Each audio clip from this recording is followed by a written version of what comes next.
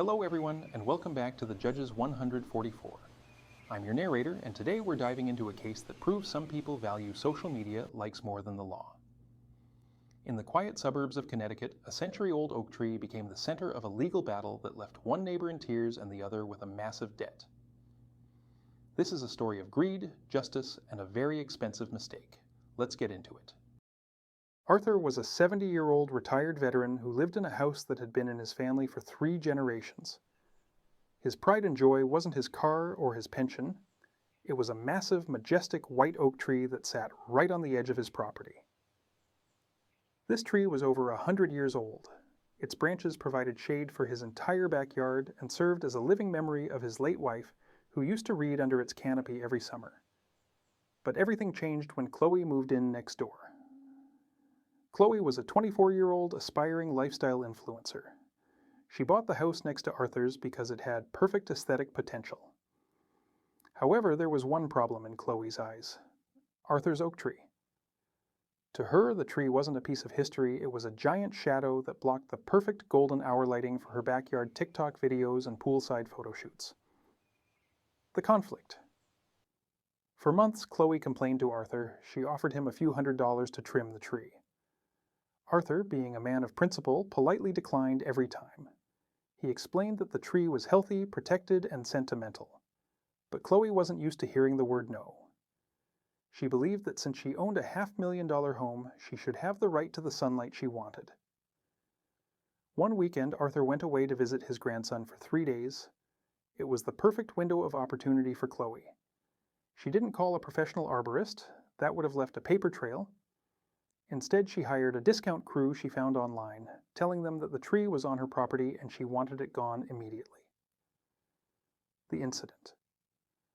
When Arthur returned on Sunday evening, he didn't see the familiar silhouette of his oak tree against the sunset. Instead, he saw a stump. The majestic giant was gone, cut down into logs and hauled away. The ground was scarred, and his backyard felt empty and exposed. Chloe was on her deck, filming a video about her newly bright and sunny backyard. Arthur didn't scream, he didn't confront her. He did something much more powerful. He called a forensic arborist and a lawyer. When the case finally reached the courtroom, Chloe walked in with a smile, thinking this was just a small dispute over some wood. She figured she might have to pay Arthur $1,000 for a new tree, and to her, that was just the cost of doing business.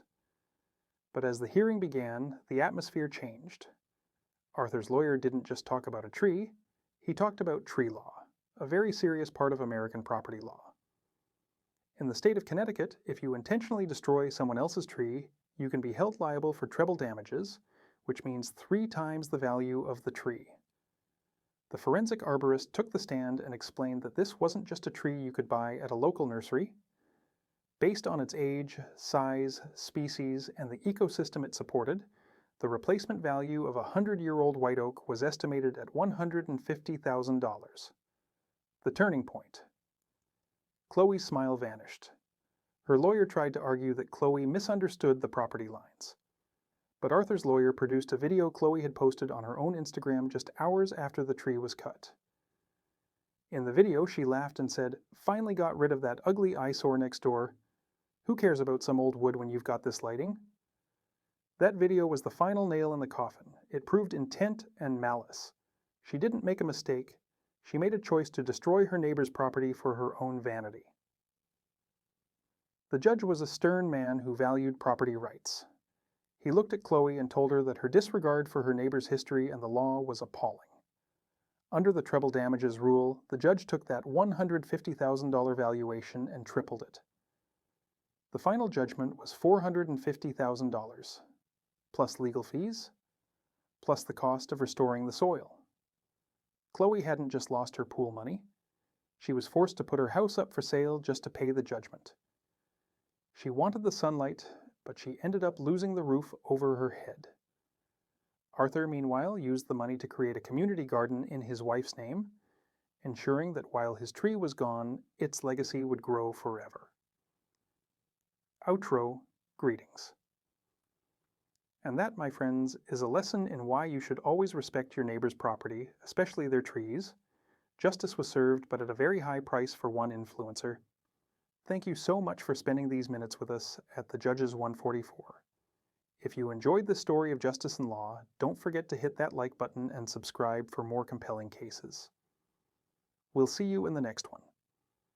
Until then, stay on the right side of the law. Goodbye.